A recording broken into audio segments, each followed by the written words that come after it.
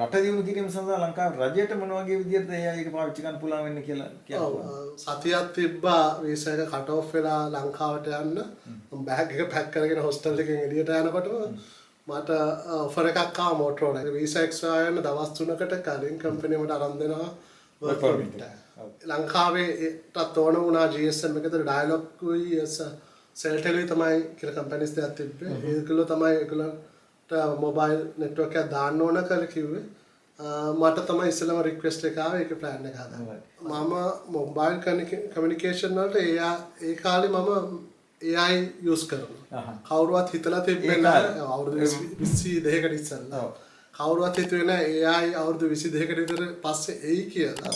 Artificial intelligence ඒ කාලේවත් දන්නේ නැති කාලෙක තමයි ඔබ ඒක පටන් ගත්තේ. ඒක කොච්චර ඉවහල් වුණාද දැන් ඉදිරියට දැන් මේ ඔබගේ තත්ත්වයට ළඟා මම කම්පැනි එකටත් AI පොඩ ඉන්ට්‍රොඩියුස් කරා. ඊට පස්සේ ඒගොල්ලෝ යූස් කරන්න පටන් ගන්නවා එක facial recognition, number plate recognition ඒවා security forces වල යූස් කරන හැටි. එතකොට ඒගොල්ලෝ මාව යුටිලයිස් කරගත්තා. මොකද ඒ බේසින් ස්ටොක් වල හිටපු ඉන්ජිනියර්ස් ටක මම විතරයි AI දනන් හිටියේ. මට කියන්නකෝ AI වලින් තියෙන වාසි සහ ඒ වගේම අවාසි මොනවද කියන්නේ? වාසි ගොඩක් තියෙනවා. හැම සෙක්ටර් එකකම වාසි තියෙනවා. හෙල්ත් වලට තියෙනවා. ඉන්ජිනියරින් වලට තියෙනවා. ෆයිනෑන්ස් සෙක්ටර් එකට තියෙනවා. බැංකින් හැම එකටම AI යුටිලයිස් කර ගන්න පුළුවන්. ඔබ දැන් ඔය AI තාක්ෂණය ඉගෙනගෙන ඊට පස්සේ මොටරෝලා එකේ ඉඳලා මේ යෝක් යුනිවර්සිටි එකට ආවේ කොහොමද? ඒ good question එක මේ අයිබෝන් අද මම කතා කරන්න යන්නේ ලංකාවේ ඉඳලා එංගලන්තයට ඇවිල්ලා හොඳ අධ්‍යාපනයක් ලැබලා ඒ කියන්නේ ඩිග්‍රීස් කරලා මාස්ටර්ස් කරලා PhD කරලා ඒ කියන්නේ දැන් එතකොට හරිනම් ડોක්ටර් නැත්නම් ආචාර්ය කෙනෙක් සමග ඒ වගේ ලංකාවෙන් ඇවිල්ලා දිනු වෙච්ච කීප දෙනෙක් මම මේ දවස්වල කතා කරමින් යනවා. ඔහු දැනට එංගලන්තයේ තියෙන විශ්වවිද්‍යාලයක් වෙන යෝක් යුනිවර්සිටි එකේ ලන්ඩන් බ්‍රාන්ච් එකේ ඩීන් නැත්නම් අපි සිංහලෙන් කියනවා නම් පීඨාධිපති ආචාර්ය නලින්ද සෝමසිරි මහත්තයා. අයිබෝන් නලින්ද. අයිබෝන්. නලින්ද අපි බොහොම සන්තෝෂයි ඔයගේ ලංකාවේ අපේ කෙනෙක් එංගලන්තයට ඇවිල්ලා මේ වගේ තැනකට ඇවිල්ලා දිනුලා තියෙනවා. විශේෂයෙන්ම පීඨාධිපති විදිහට වැඩ කිරීම අපිටත් ආඩම්බරයි. ඉතින් අපි ඔයගේ බෑග්ග්‍රවුන්ඩ් එක ගැන කතා කරමු. ලංකාවේ කොහෙද? ලංකාවේ නාවල. ඔව්. ඒතර ඉගෙන ගත්තේ DSA නානායක විද්‍යාලය. ඔව්. මේ එංගලන්තේ තමයි කොයි කාලේ? එංගලන්තයට එනවා 1993 දී. ඒක වෙන්නේ 87 JVP කලබල තිබ්බ හින්දා මම ලන්ඩන් O level කරන්න ගියා ගේට්වේ ආයතනයේ. එතකොට මම ලන්ඩන් O level කරනවා year 8 වලදී. year 8 වලදී. ඒ අවුරුදු දෙකක් විතර කලින් නේ? කලින් කරන අවුරුදු 3කට ඉස්සෙල්ලා කරන්නේ. එතකොට මට හොඳ රිසල්ට් එකක් හම්බ වෙනවා. එතකොට ඒ 6ක් විතර හම්බුණා. ඊට පස්සේ අවුරුදු 2කට පස්සේ ලංකාවේ O level තිබ්බේ මට 90 දී. ඒ වෙනකොට මං ලන්ඩන් A level ලුත් කරලා ඉවර වෙගෙන එන්නේ. O level කරාට පස්සේ මේ ලංකාවේ O level වලදී 7යි 100ක් තියෙනවා. මට 100ක චිත්‍ර අදින්න බැරි හින්දා ඊට පස්සේ A level කරනවා maths වලින් DS එකෙන්ම. මම එතකොට මගේ රිසර්ච් තිබ්බ හින්දා දෙකේම ඉංග්ලන්ඩ් වලින් London O level and A level මාරකේ ඉවර වෙච්ච ගමන්ම ලකුණු එන්නත් ඉස්සලා සිටි යුනිවර්සිටි එකට එනවා. ඒක තමයි පළවෙනිම ආවේ. ඒ කියන්නේ කෙලින්ම A level ඉවරලා විශ්වවිද්‍යාල අධ්‍යාපනයට එන්නේ කෙලින්ම එංගලන්තයට එනවා. ආහාරේ A level වල ලකුණු එන්න ඉස්සලා මම ඊට ඉස්සලා 2 years ahead නේ කරලා තිබ්බේ. ඒකෙන්ද රිසල්ට් එක මේ යුනිවර්සිටි of ලන්ඩන් එකේ මාව ගන්නවා ඉලෙක්ට්‍රොනික ඉන්ජිනියරින් ඩිග්‍රී එක කරන්න. ඔව්. අපි පොඩ්ඩක් කතා කරමු ලන්ඩන් ජීවිතය ගැන. දැන් ඔයා ලංකාවේ ජීවත් වෙලා මේ මගේ එක්ස්පීරියන්ස් එක තියෙනින්ද මම අහන්නේ. දැන් ලංකාවේ ජීවත් වෙනකොට දැන් පොඩ්ඩක් අපි හිතමු සාමාන්‍ය මධ්‍යම පාන්තික පවුලක් කියලා ගමුකෝ. මම දන්නවා වගේ තාත්තා ටෙලිකොම් එකේ හිටපු කුණිල්ලාරි කම්ෆර්ටබල් ජීවිතයක් තියෙනවා. ඒ කියන්නේ බොහෝ විට කවුරු හරි ගෙදර උයනවා, තේ හදනවා, රෙදි හොද ගන්නවා මෙහෙ බෑ. තේ හදන්න දන්නේ නැහැ. කොහොමද ඉස්සෙල්ලාම එංගලන්තයට ඇවිල්ලා මම හිතන්නේ බොහෝ විට කාමරයක් අරගෙන ඔය අර ඔක්කොටම ලෑස්ති වෙන්න ඇති. කොහොමද ඒ ජීවිතය? මම ඔක්තෝබර් 93 එන්නේ. එතකොට මම කෙලින්ම එනවා බාබිකන් අපිට යුනිවර්සිටි එකෙන් හොස්ටල් එකක් දීලා තිබ්බා. යුනිවර්සිටි හොස්ටල් එකේ ෆස්ට් ඉයර් එක වලදී මට තාම මතකයි රූම් නම්බර් 458. 4th floor එකේ තිබ්බේ. බාබිකන් ඉඳන් ඒන්ජල් වල කැම්පස් එකට විනාඩි 5යි විතර දුර. පොඩි කාමරයක් හිටියේ. හැබැයි මාර විදියට එන්ජොයි කරා. ස්ටුඩන්ට් ලයිෆ් එක මොකද ලංකාවේ ඉන්නකොට ගොඩක් වෙලාවට ඉස්කෝලේ යනවා, ගෙදර එනවා, සෙල්ලම් කරනවා. එහෙම තිබ්බ හින්දා මෙහෙ ඇවිල්ලා ෆ්‍රීඩම් එක හම්බුණා. අම්මයි තාත්තයි නැතුව.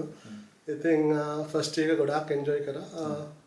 එතකොට කොහොමද දැන් ලංකාවේ ඉඳලා අම්මලා තාත්තලා සල්ලි ඉවද නැත්නම් මෙහෙම මොන හරි part time job එකක් කරා? මට වාසියක් වුණේ තාත්තයි අම්මයි සල්ලි ඉවුවා මට. මම දන්නා මාත් එක්ක අනිත් ළමයි හිටියා ඒගොල්ලෝ part time job කරා. මම එහෙම කරේ නෑ. මම ඉතින් වාසනාව තිබුණා තාත්තලා අම්මලා සල්ලි ඉවපු නිසා. ඒ හින්දා මම part time job කරේ නෑ. මම මේ හොඳට වැඩ කරා ඉස්කෝලේ. මම දන්න හුඟ දෙනෙක් මේකට ටාපුවාම අරමතරමින් තේයක් හදාගන්න දන්නේ නැහැ. කොහොමද ඒ ජීවිතය කියන්නේ කෑම හොයා ගන්නේ වර මෙහෙම කොහොමද කරගත්තේ? ඔව් ඒක ලොකුම ප්‍රශ්නයක්. මම ලංකාවේ ඉන්නකොට කිසිම දෙයක් කරේ නැහැ. මෙහෙදී ආවම උදේ කෑම එකයි රෑ කෑම එකයි දුන්න යුනිවර්සිටි එකේ. සෙනසුරාදා ඉරිදා විතරයි පොඩි ප්‍රශ්නයකට තිබ්බේ. මොකද දවල් කෑම එක නැහැ. ඉතින් එහෙ පොඩියට පරිප්පුවක් එහෙම හදාගත්තා. වත්යක් ඉගෙන ගත්තා. ඊට පස්සේ අවුරුදු දෙක පස්සේ නංගි එනවා. එතකොට තවත් ලේසි වුණා. එයාටත් යන්න දන්නේ නැහැ. තාමත් දන්නවද දන්නේ. anyway so නංගි ආවන් පස්සේ මේ අපි දෙන්නත් එක්ක එයාත් ඒ යුනිවර්සිටි එකටමයි යන්නේ. එතකොට අපි දෙන්න එයා මම 458 එයා 658 හිටියේ. 6th floor එකේ. එකම බිල්ඩින් එකේ තට්ටු දෙකක හිටියේ. ඉතින් අපි එකම කැන්ටින් එකේ දෙන්නත් එක්ක කුස්සිය උයාගෙන කෑවා. මොකක්ද කරපු ඩිග්‍රී එක ඉස්සෙල්ලා? මම කරේ electrical and electronic information engineering. ඊට පස්සේ එතනින්ම මාස්ටර්ස් කරා. නෑ, එතනින්ම මාස්ටර්ස් කරේ නැහැ.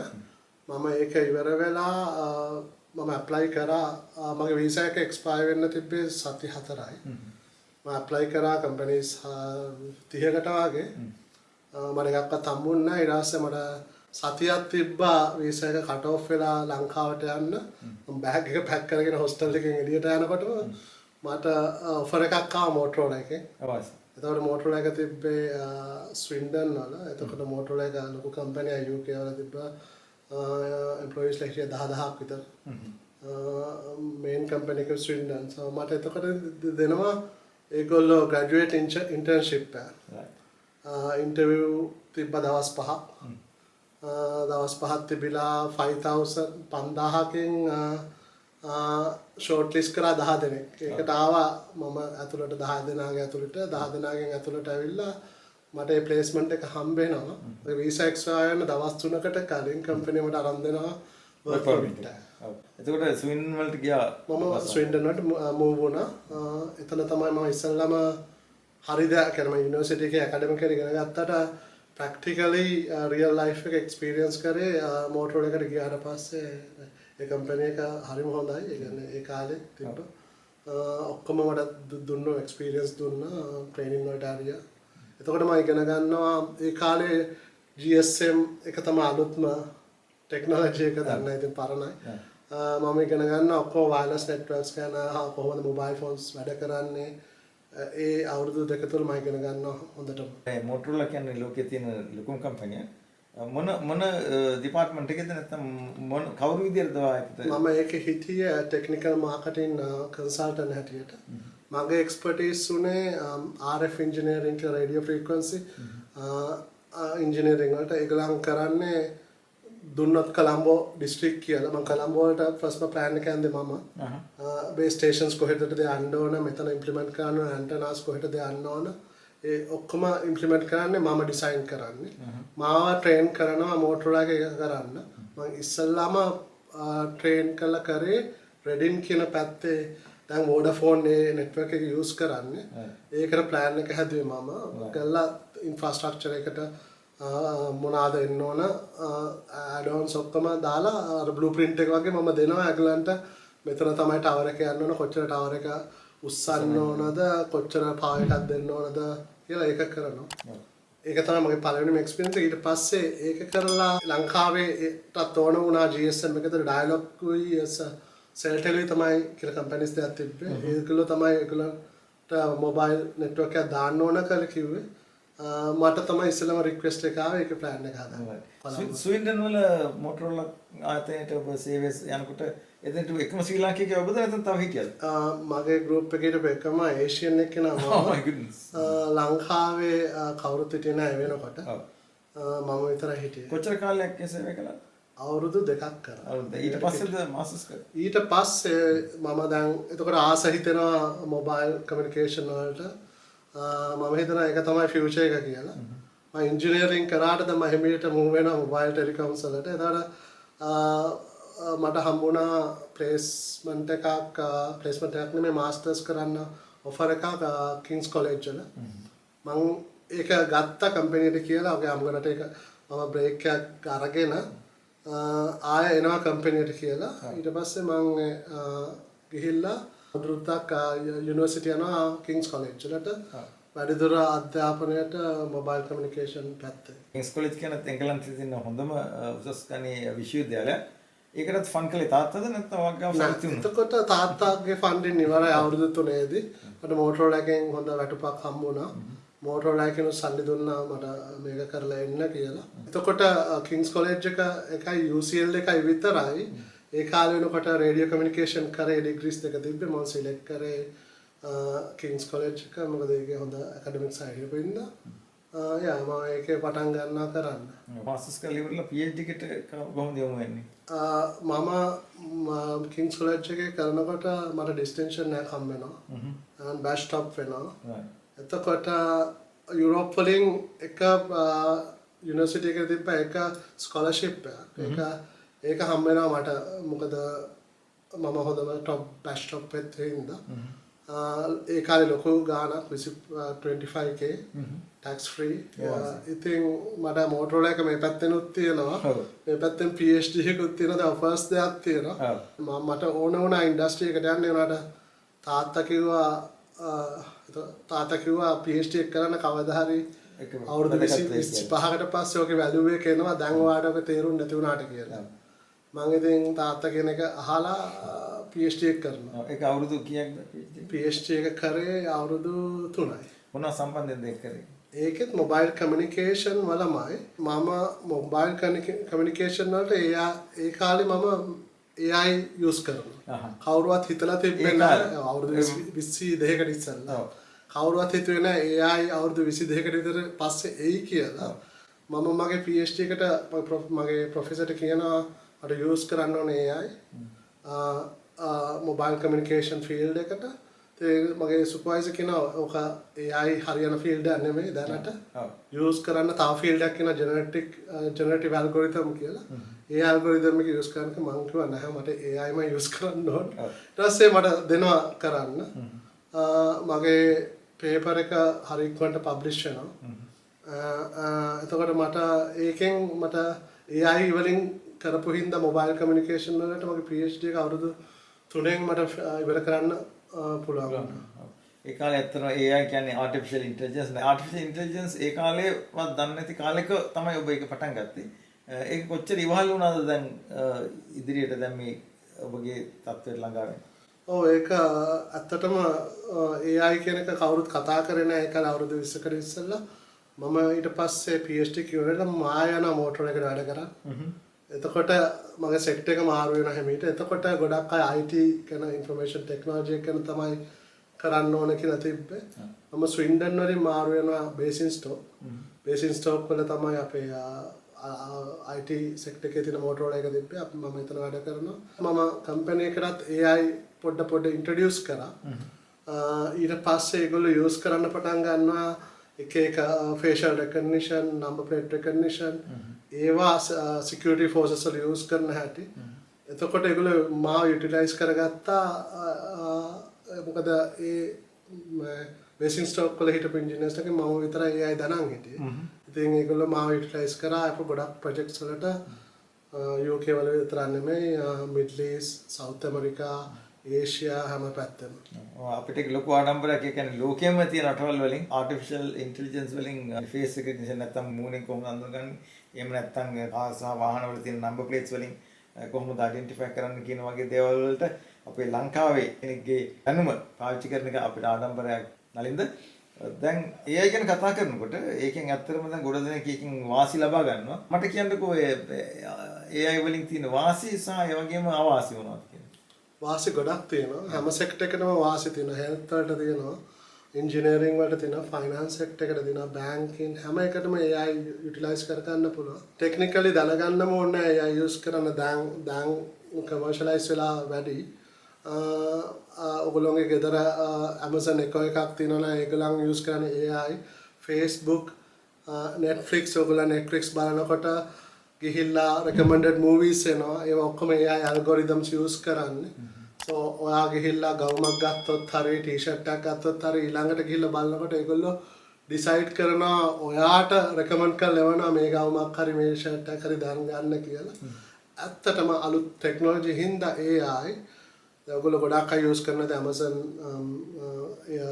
Amazon platform එක බඩු ගන්න Amazon දන්නවා ඔයා ගන්නත් ඉස්සෙල්ලා ඔයා ගන්න යන බඩුව දැන් ඒගොල්ලන්ට ප්‍රෙඩික්ට් කරත හැකි 99% වලට ප්‍රෙඩික්ට් කරත හැකි ඔයා ගන්න ගියොත් මේ වෙලාවේ ඔයා ගන්න මේ අයිටම් එක කියලා Saturday Sunday ඔයාගේ account එකට ගිහිල්ලා බලුවොත් ඒගොල්ලන්ට කියත හැකි ඔයා මේ වගේ එකක් තමයි අද ගන්න. ඒකට ඇකියුරේට්ලි කියත හැකි. ඒගොල්ලෝ ක්ලික් කරන්න ඉස්සෙල්ලා දන්නවා මොන බඩුවද ගන්න කියලා. එච්චරට AI ගිහිල්ලා තියෙන්නේ. Google වැනි සමාගමොත් ඒවා දැන් ගොඩාක් යුටිලයිස් කර ගන්නවා data වලින්. Googleට කියත හැකි ඔයා මොන වගේ මිනිහෙක්ද ඉදිරියට ඉන්ටර්විව්ස් වැඩක් නැහැ.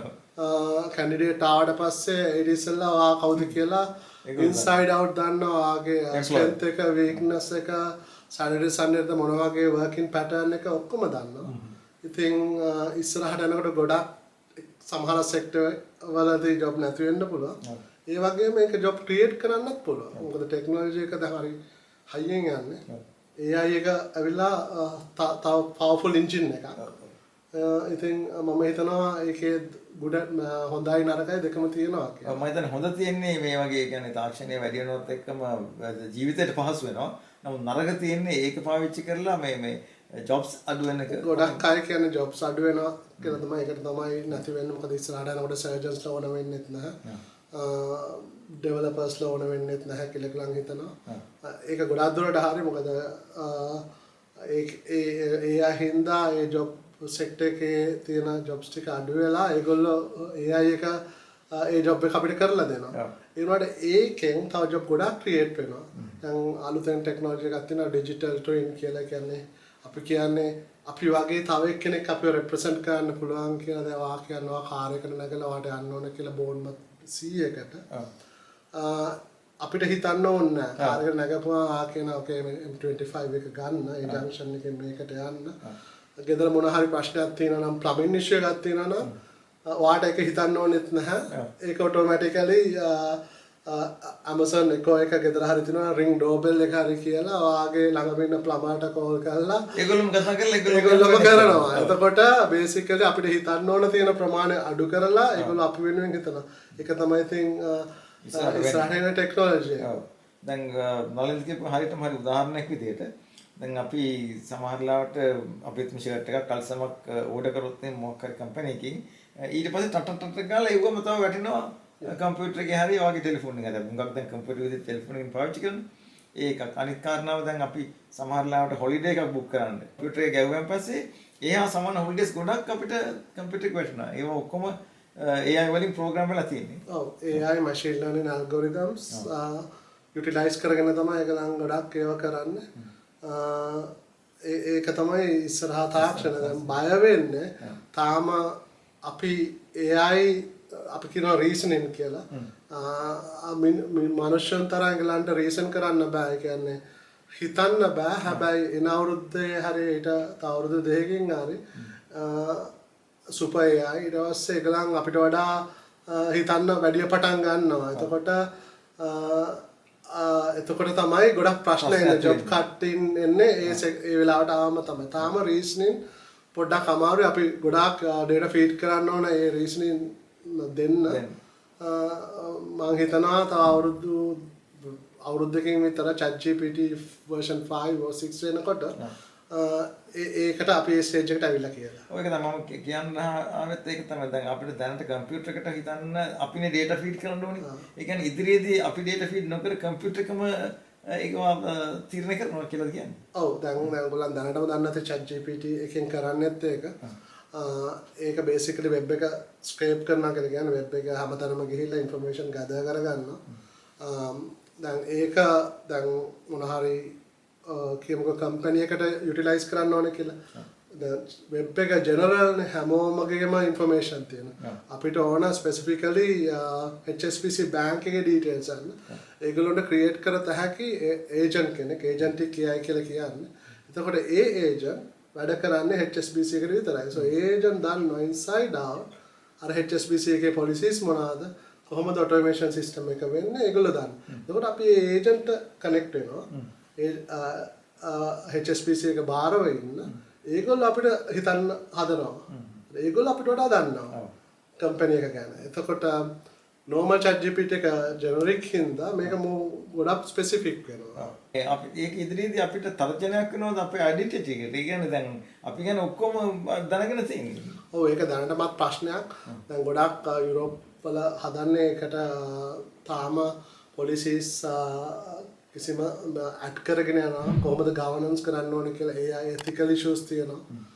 දැනට වෙබ් එක ස්ක්‍රේප් කරාම කියලා වෙබ් එක සර්ච් කරාම ගොඩාක් එන්නේ යුරෝප් බයස් ඒවා. ඒෂියන් බයස් ඒවා නැහැ තාම. මොකද වෙබ් එකේ ගොඩක් තියෙනවා නම් යුරෝපියන් අය කියනවා ඒගොල්ලන් ගැදර් කරන්නේ ඒවා. ඉතින් සමහරක් කරලා hallucination කියලා කියනවා. ඒගොල්ලන් off the track යන්න පුළුවන්.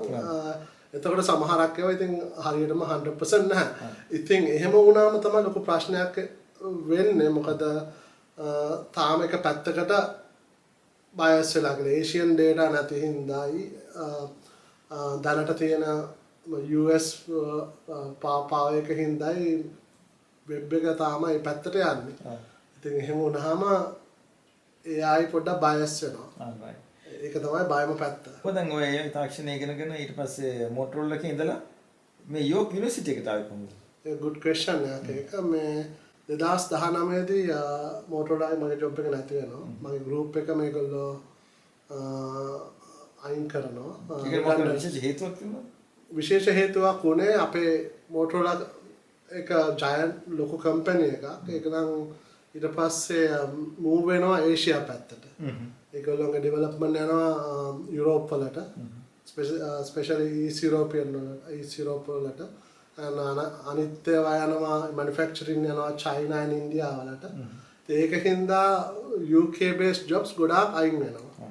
පටන් ගත්තේ 10000න් දැන් ඉන්නේ 5ක් 6ක් විතර. අවුරුදු 20 තුල මම දකිනා ඒ ටික ඉතර කල් මම හිටපු ඉන්නේ. දැන් ඉන්නේ 10ක් 15ක් විතර සේල්ස් සෙක්ටර් එක විතරයි ඉතුරු වෙලා ඉන්නේ. ඒකත් දැන් කොයි වෙලේ හරි මූව් වෙනවා යුරෝප් වලට. ඒ වෙලාවට අපි ඔක්කොම අයින් වෙනවා. මාත් එක්ක හිටිය ගෲප් එකේ 10 දෙනෙක් අපි ඔක්කොම අයින් කරනවා. එතකොට තමයි මගේ ලයිෆ් එකේ මේජර්ම චේන්ජ් එකක් එන්නේ. මම වෙනම ડિප්‍රෙෂන් ස්ටේට් එකකටත් ගියා. මොකද එකම කම්පැනි එක අවුරුදු 18ක් ඉඳලා එකපාරට චේන්ජ් වුණාට පස්සේ ඊට පස්සේ ඒක හැබැයි ගොඩක් ඔපචුනිටිස් මට ගෙනල්ලා දුන්නා. ඊට පස්සේ මාව හයර් කරනවා Jaguar Land Rover. ඒගොල්ලන්ට ඕන වුණා කාර් එකක් කයිව කෙනෙක් ඇදුවා නැතුව යන ප්‍රෝග්‍රෑම් එක ඩිසයින් කරන්න. දැන් ලෝකේ තියෙනවනේ. තියෙනවනේ. දැන් මම අවුරුදු 6කට ඉස්සෙල්ලා මාව ගත්තා ඒ වාදයක ඉස්සෙල්ලාම Jaguar Land Rover ඉන්ට්‍රොඩියුස් කරේ ඒ ටෙක්නොලොජි එකයි මාව ඒ ප්‍රෝග්‍රෑම් එකට දැම්මා. Warwick University එකත් එක්ක එකතු වෙලා කරන්න කියලා. ඉතින් මම ඒකේ පොඩි කාලයක් වැඩ කරනවා. ඒකෙත් වැඩ කරලා මම වැඩ කරනවා පෝර්ට්ස්මත් වල. යුනිවර්සිටි එකේ. නෑ පෝර්ට්ස්මත් වල මාව ගන්නවා මෙහි ප්‍රොජෙක්ට් එකකට කෙනටික්ුයි කම්පැනිස් 3ක් වල එකතු වෙලා කරන්නේ රොයල් නේවි එකයි කෙනටික් කියලා මෙහි සිකියුරිටි ෆර්ම් එකකුයි රොයල් නේවි එකයි ඒගොල්ලන්ගේ අර ලොකු ක්වීන් බෙල්ෆාස්ට් කියලා ලොකු නැවේ AI ප්ලැට්ෆෝම් එකක් හදන්න ඒකේ ප්‍රොජෙක්ට් සිකියුරිටි ප්‍රොජෙක්ට් එකකට මාව ගන්න. එතන මම හැම සතියෙම යනවා පෝස්ට්මත් වල රොයල් නේවි බේස් එකට. ඉතින් ඒකේ වැඩ කරනවා මේ ඉන්ෆ්‍රා මේ සොලියුෂන් එකක් දෙන්න ඒගොල්ලන්ට කොහොමද ඩේටත් එක්ක වැඩ කරන්න කියලා. මොකද ලොකු නැවක් හැමතිස්සෙම යන්නේ මිනිචර් සබ්මැරින් 4ක් එක්ක ඒගොල්ලොන්ගේ යන පාර ඩිටෙක්ට් පාර කියන්නේ වතුර යටින් යන සබ්මැරින්ස් වලට යන පාර ඔක්කොම ඩිටෙක්ට් කරන්න AI තාක්ෂණයක යොදා ගන්න. ඒකට ඔයා ඉන්වෝල්ව් වුණා? මම රිසර්ච් සයන්ටිස්ට් කෙනෙක් ඇවිත් ඒකට ඉන්වෝල්ව් වෙනවා. එතනින් තමයි මම පටන් ගන්න. ඊට පස්සේ කොවිඩ් එනවා. එතනින් තමයි අනිත් මේජර් ෂොක් එක මගේ ලයිෆ් එකට ආවා. මගේ ඒ ජොබ්ස් නැති වුණේ නැහැ. එතකොට කොවිඩ් ප්‍රශ්නෙත් එක්ක හින්දා ඒවා කවුන්ටිස් දෙකක තියෙන්නේ අපිට. එතකොට මතකයි ලන්ඩන් වහනකොට අනිත් කවුන්ටි එක හරිය නෑ. එතකොට මට වැඩට යන්නේම අමාරුයි. ඊට පස්සේ මම ඒ ජොබ් එකෙන් අයින් වෙනවා. අයින් වෙලා මම හිතනවා දැන් පොඩ්ඩක් බෑක් ඔෆ් වෙලා එඩියුකේෂන් සෙක්ටර් එකට යන්න උනත් හොඳයි කියලා ඇකඩමියකට. එතකොට ජොබ් එකක් දාලා තිබ්බා යෝක් කැම්පස් එක ලන්ඩන් කැම්පස් එකක් අරිනවා. හැබැයි ඒකේ කම්පියුටර් සයන්ස් කරන කවුරුත් නැහැ ළමයි 39 ඉන්නෙත් කියලා. මම ඒක ඉන්ටර්විව් එකට යනවා. ඉන්ටර්විව් එකට ගියාම ලේඩි කෙනෙක් ඉන්නවා එතන කැම්පස් මැනේජර් කෙනෙක් කියනවා මේ ළමයි 39 ඉන්නේ. කවුරුත් නැහැ ලෙක්චරර්ස්ලා. හැබැයි කම්පියුටර් සයන්ස් ඩිපාර්ට්මන්ට් එකක් හදන්න ඕනේ කියලා. එතකොට මම බලනවා මේක මාර චැලෙන්ජ් එකක්. මම ඊට පස්සේ ඒ චැලෙන්ජ් එක ගන්නවා. මට nothing to lose. COVID එකේ ඔක්කොලාගේම රට shut down. Working from home opportunity එක දුන්නා.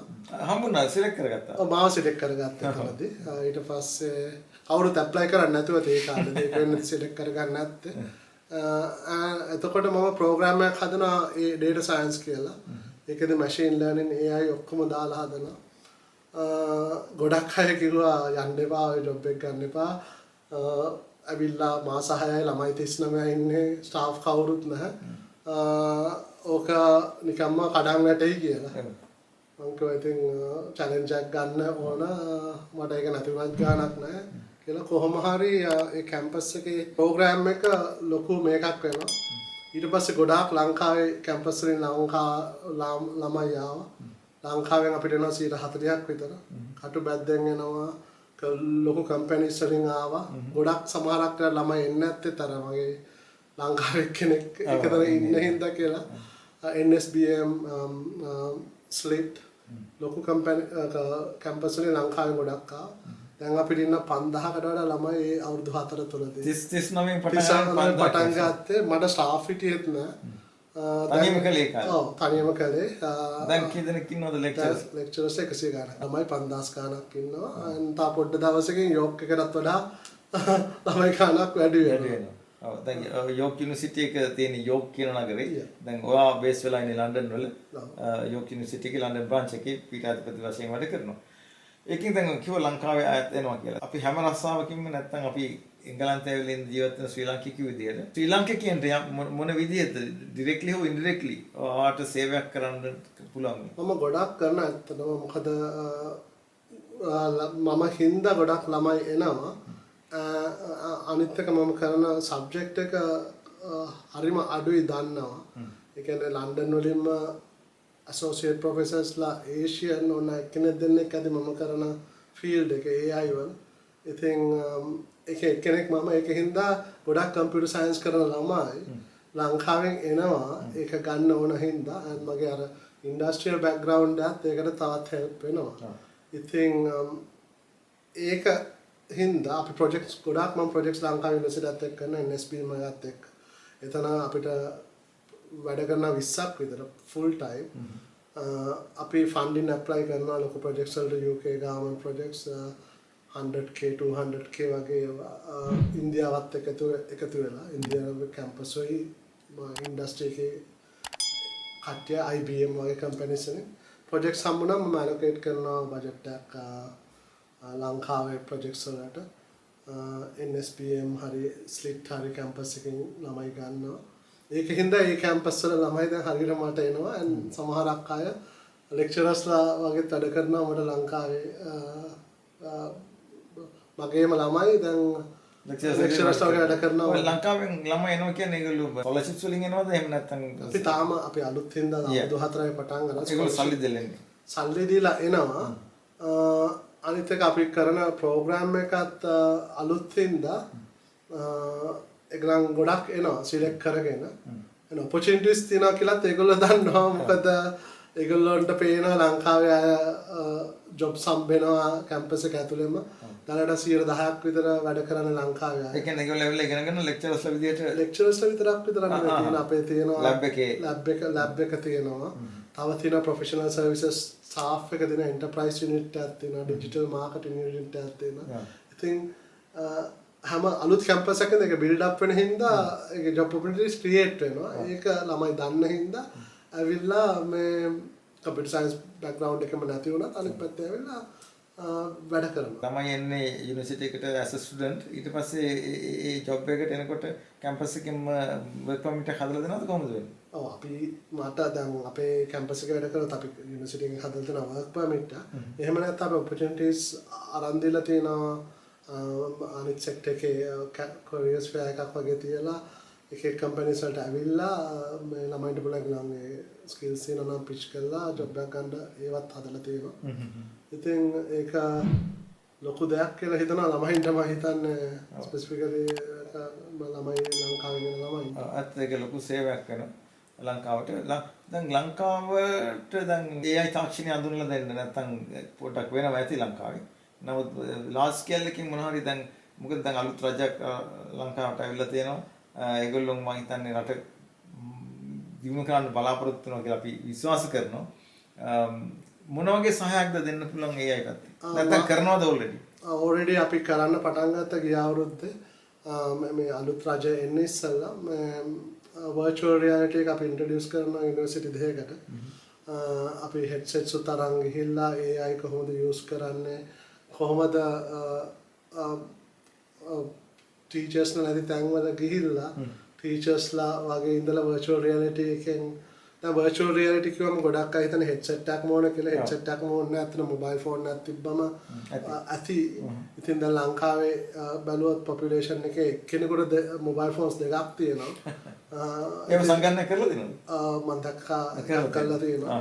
ඉතින් ගොඩක් දුප්පත් පළාත් වලට උනත් mobile phone එකක් access එකක් තියෙනවා. එහෙම වුණාත් අර වගේ technology එකක් ඒගොල්ලන්ට headsets නැති වුණත් utilize කරන්න පුළුවන් softwares අපි introduce කරලා ලංකාවේ දැන් campus එකේ free license දීලා තියෙන NSBM එකට use කරන්න. දාලුත් රජයක් යටතේ තාම මම ගියේ නැහැ. යන්න බලාපොරොත්තු වෙනවා campus තුනකට introduce කරන්න AI generative AI කියන්නේ ChatGPT වගේ ඒවායි virtual reality කොහොමද අපේ ළමයින්ට utilize කරන්නේ කියලා. කියන්නේ ඒ headset එක දාගෙන හරි mobile phone එකෙන් දාගෙන හරි teacher කෙනෙක් නැතුව instructions දීලා lab practice එකක් හරි ඉගෙන ගන්නයක් හරි කරන්නේ. ඉස්සරහ teacher කෙනෙක් ඉන්නවා අපි maths ඉගෙන ගන්නවා science ඉගෙන ගන්නවා. ඉස්සරහට යනකොට ඒක ඕන වෙන්නේ නැහැ. අපිට ඕනනම් තව avatar කෙනෙක්ගෙන් ප්‍රශ්නයක් අහලා උත්තරයක් ගන්න පුළුවන් තියෙන. අපි දැනට මේක use කරනවා අපේ කොහොමද interview වලට face කරන්න කියලා මේ වගේ ඒවට. කවුරු හරි virtual reality avatar කෙනෙක් එහා පැත්තෙන් තියලා එයාගෙන් ප්‍රශ්න අහනවා උත්තර දෙනවා. හැම ඉන්ටර්විව් එකකම අවසානයේදී ඒකේ ෆීඩ්බැක් එකකුත් දෙනවා අර avatar එක.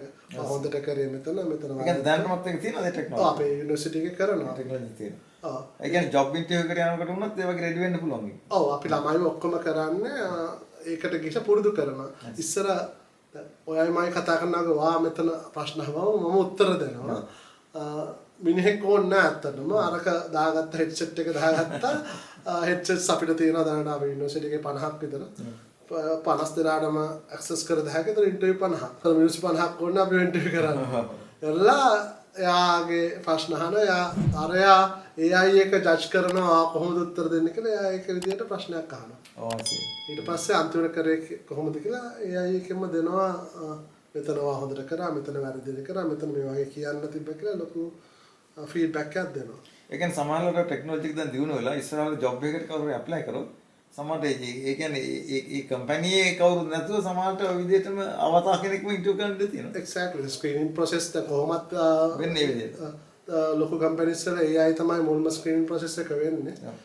ඉස්සරහට යනකොට ඇත්තටම මේ ඉන් පර්සන් කවුරුත් ඉන්න ඕනේ නැහැ ෆිසිකලි එක්ක අවතා කෙනෙක්ව දාත හැකි අපිට ඕන රික්වයර්මන්ට් එක දාලා ඔය අන්තිම ස්ටේජ් එකේදී ඕනනම් ඉතින් HR එකට කවුරු හරි ධම්මලා මේක් ෂුවර් කරන්න තව AI කෙනෙක් නෙමෙයි මේ පැත්තේ ඉන්නේ කියලාත් බලන්න.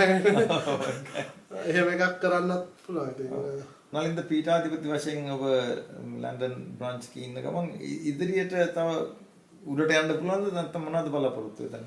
මම එහෙම දැනට නම් උඩට යන්න එහෙම ආසාවක් නැහැ. හැබැයි මගේ හොබි එක තමයි අලුත් ටෙක්නොලොජි එක ඉගෙන ගන්න එක. ඒක තාම තියෙනවා. මම දැන් පොත් දෙකක් ලියමින් පවතිනවා. එකක් ළමයින්ටම ලියනවා. ඒක ලංකාවෙම බෙදා හරින්න හදනවා. ඒක සිංහල මාධ්‍යයෙන්ද ඉංග්‍රීසි මාධ්‍යයෙන්? ඉංග්‍රීසි මාධ්‍යයෙන් ඒවලට කන්වර්ට් කරන්න පුළුවන් easily AI වලින්ම සිංහල වලට. කොහොමද AI ඉගෙන ගන්න කියලා. ඒක ළමයින්ට විතරද ඒක මම බෙදා හරින්න හදන ලංකා කැම්පස් වලට එකක්. දෙකක් අලුත්ම ටෙක්නොලොජි එක chat GPT වැඩ කරන්නේ කොහොමද? ඒවත් එක කෝඩ් කරන්නේ කොහොමද? ඒ පොත මම දැන් භාගයක් විතර ලියලා ඉවරයි. ඒ පොත් දෙක එළියට දාන්න තමයි මගේ බලාපොරොත්තු. අතින් ඒක මෙහි යුනිවර්සිටි වලට විතරක් නෙමෙයි. මෙහෙත් ඒක අලුත් දෙයක් වේ ජෙනරටිව් AI පොත. ලංකාවටත් ලෝකෙටම දෙන්න පුළුවන්. ඔව් ලෝකෙටම දෙන්න පුළුවන් එකක්. කොහොමද අපි මේ ජෙනරටිව් AI chat GPT එක අපි යුටිලයිස් කරගෙන අපි වැඩ කරන්නේ ඒක කොහොමද අපි ඇප්ලිකේෂන්ස් ලියන්නේ ඒවට ඒ වගේව කරන්න තමයි පොතේ බැලුවම කියලා දෙනවා.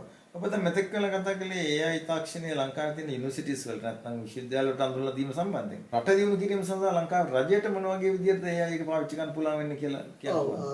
ගොඩාක් පාවිච්චි කරන්න පුළුවන්. මොකද මගේ බෑග්ග්‍රවුන්ඩ් එක ටුවරිසම් උත් තියෙනවා පොඩ්ඩක්.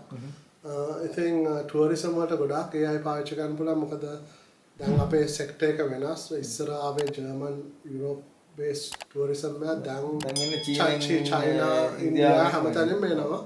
ඉතින් ඉස්සරහට යනකොට ගයිඩ්ලා නැතුව බේසිකලි හැම ඉන්ෆර්මේෂන් එකක්ම AI වලින්ම හදලා පැකේජ් කරලා දෙන්නත් පුළුවන් ටුවරිසම් සෙක්ටර් එකට ඒක.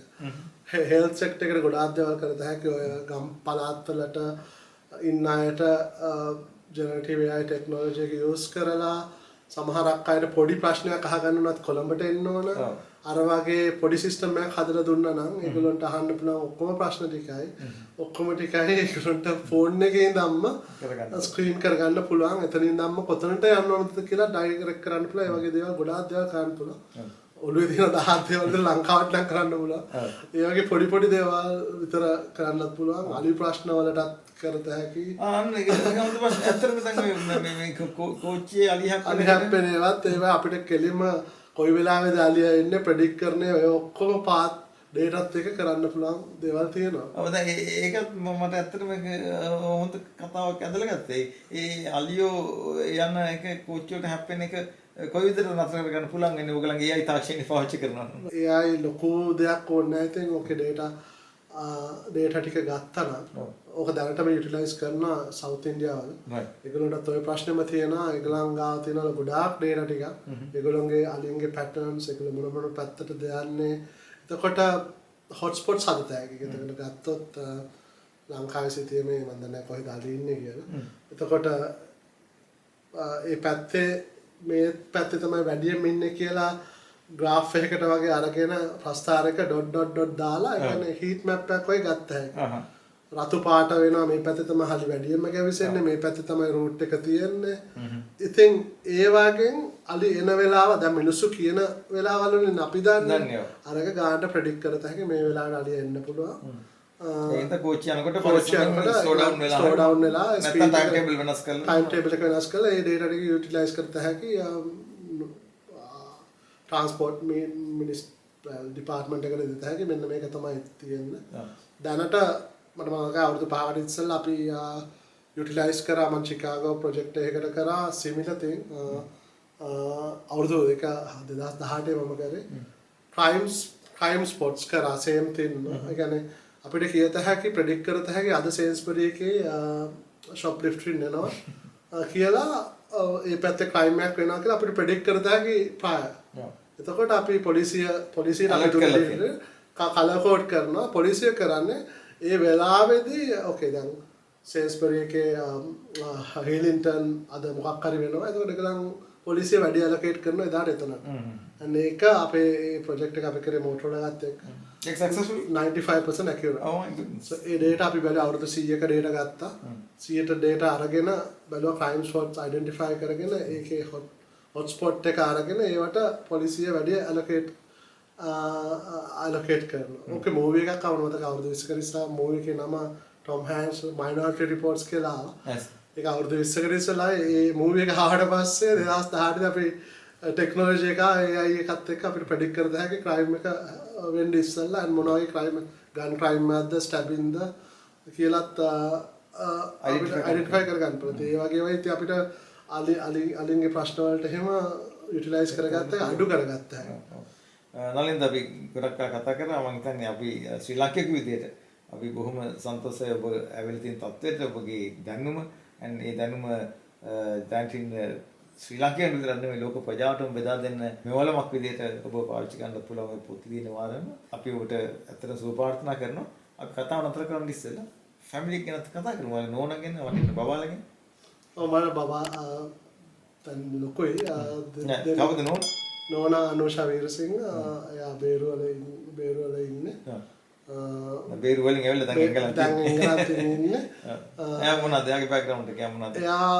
එයා හිටියේ ෆැෂන් ගාර්මන්ට් ඉන්ඩස්ට්‍රි එකේ මර්චන්ඩයිසර් කෙනෙක් වගේ වැඩ කරා අවුරුදු 20කට විතර ඉස්සෙල්ලා. ඊට පස්සේ මාව හම්බෙලා අපි දෙන්නම් මෙහෙට ආවා. මෙහෙ මුල්ම කාලේ වැඩ කරා මේ මාක්ස් ඇන්ඩ් ස්පෙන්සර් එකේ. ඊට පස්සේ ජොබ් එක නවත්තුවා බබාලා දෙන්න හින්දා. දැන් ඉතින් බබාලගේ වයස දැන් 18යි අනිත් එක්කෙනා 14යි. ඒගොල්ලෝ මොනවද කරන්නේ? එක්කෙනෙක් ඒ ලෙවල් එන අවුරුද්ද කරනවා. පුතා. දෙන්නම පුතු අනිත් එක්කෙනා ඕ ලෙවල් එන අවුරුද්ද කරනවා. එවනම් බොහොම ස්තුතියි අද අපිත් එක්ක මේ සාකච්ඡාවට සහභාගී වුණාට. අපි බොහොම ආඩම්බරයි ඔබගේ ලබා තියෙන තත්ත්ව පිළිබඳව. ඔබට ජය වේවා. Thank you.